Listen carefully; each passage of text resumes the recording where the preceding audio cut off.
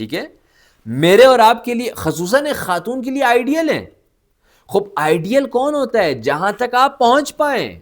ان کی زندگی سے یہ درس مجھے اور آپ کو ملتا ہے کہ اگر ایک خاتون آج کے معاشرے میں کمال انسانیت تک پہنچنا چاہتی ہے تو یقیناً وہ جناب زینب سلام اللہ علیہا کی سیرت پر چلنے کے بعد انسانیت کے کمال تک پہنچ سکتی ہے. اچھا، میں یہاں پر آپ دیکھیں کہ ایسے محسوس ہوتا ہے جب آپ، کیونکہ بالآخر آپ سب نے جو ہے وہ یہ پوری تاریخ پڑھی ہوئی ہے، جو خصوصاً جو مبلغین ہیں ان کی تو ذمہ داری بھی بنتی ہے، ظاہر سی بات ہے کہ کربلا کی تاریخ کو اچھی طرح سے پڑھیں وہ، تاکہ اس سے وہ تحلیل کر سکیں، سمجھ سکیں، درس لے سکیں کہ کربلا جو ہے وہ مجھے اور آپ کو، معاشرے کو کیا درس دیتی ہے.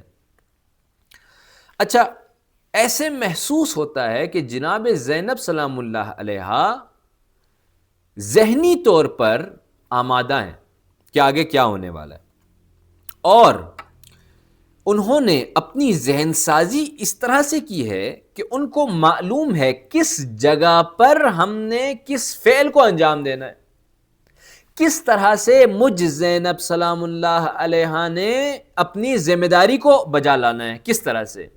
آپ دیکھیں شب عاشور کس طرح سے قافلہ حسین ابن علی کو، یہی جناب زینب سلام اللہ علیہ، کس طرح سے قافلہ حسین ابن علی کی جو خواتین ہیں، جو بچے ہیں، ان کو آمادہ کرتی ہیں. دیکھیں یہاں پر تبلیغ کا ایسپیکٹ بھی آپ یہاں پر لے کر آ سکتے ہیں. کس طرح سے آمادہ کرتی ہیں، بچوں کو سنوارتی ہیں، اون محمد کو سنوارتی ہیں. جناب قاسم کے حوالے سے ملتا ہے کہ جناب زینب سلام اللہ علیہا ان کو تیار کرواتی ہیں. جناب علی اکبر کے حوالے سے ملتا ہے. ٹھیک ہے، خوب. پس شب عاشور آپ کے سامنے ہے کہ کس طرح سے وہ اپنی ذمہ داری کو نبھا رہی ہیں. صبح عاشور کس طرح سے ایک بنی ہاشم کے جوان کو آمادہ کر کے زمانے کے امام کے پاس بیچتی ہیں تاکہ بیٹا جاؤ تم اپنی جان کو زمانے کے امام کے لیے قربان کرو.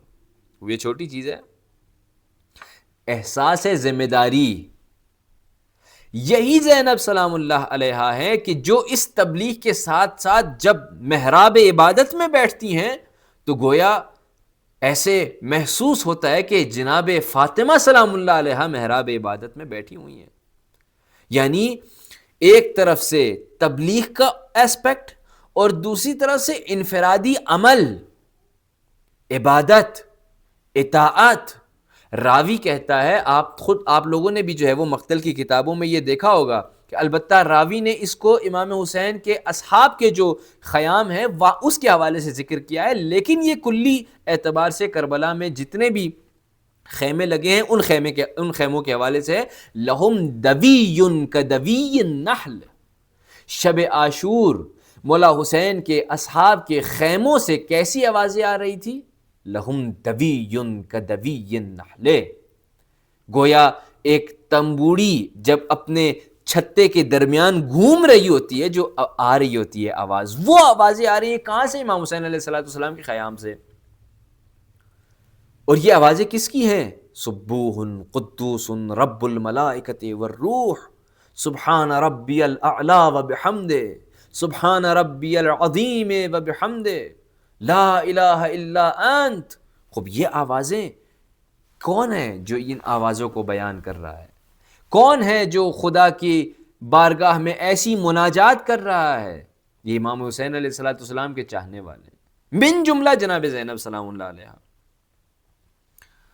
لہذا شب عاشور، صبح عاشور اور عصر عاشور، حتیٰ عاشور کے بعد جب تمام کی تمام شہادتیں ہو جاتی ہیں، اس کے بعد بھی یہی وہ جناب زینب سلام اللہ علیہا ہیں جو امام سجاد کی ایک شیلڈ بن جاتی ہے. اگر یعنی آپ دیکھیں مصائب میں اس بات کو پڑھا جاتا ہے کہ جب خیام کو آگ لگ جاتی ہے، خیموں کو آگ لگ جاتی ہے، تو راوی کہتا ہے میں نے ایک خاتون کو دیکھا جو بار بار خیمے میں جاتی ہیں اور بار بار خیمے سے باہر آتی ہے.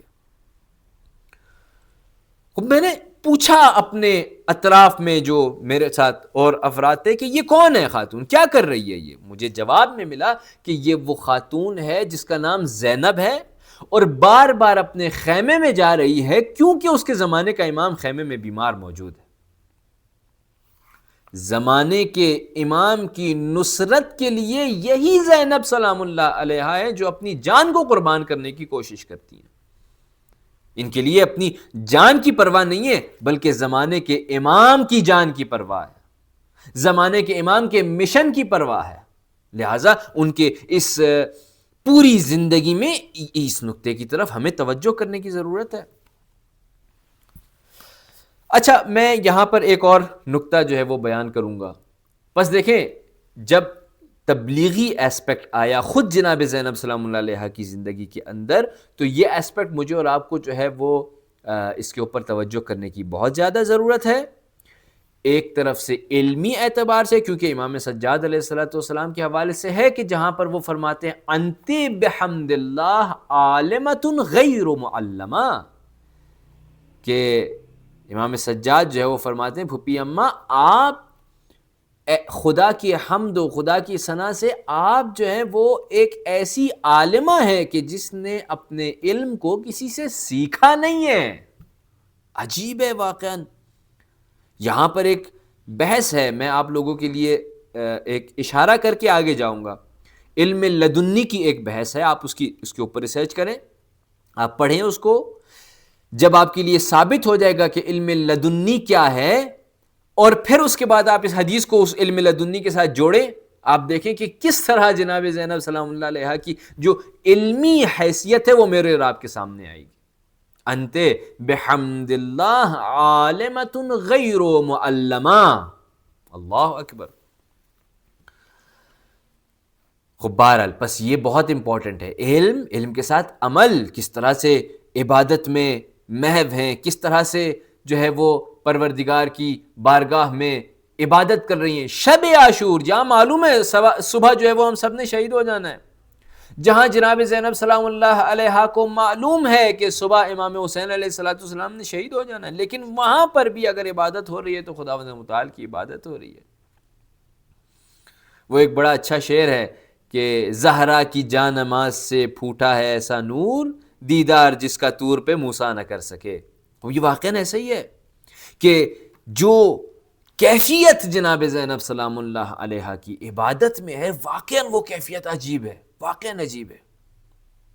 خوب بہرحال یہ کچھ نکات ہیں، ان کی طرف مجھے اور آپ کو، ہم سب کو چاہیے کہ ہم توجہ کریں۔ ایک ایسا نقطہ ہے وہ انشاءاللہ میں کوشش کروں گا کہ اگلے وائس نوٹ میں آپ کی خدمت میں عرض کر لوں۔ والسلام علیکم ورحمۃ اللہ وبرکاتہ۔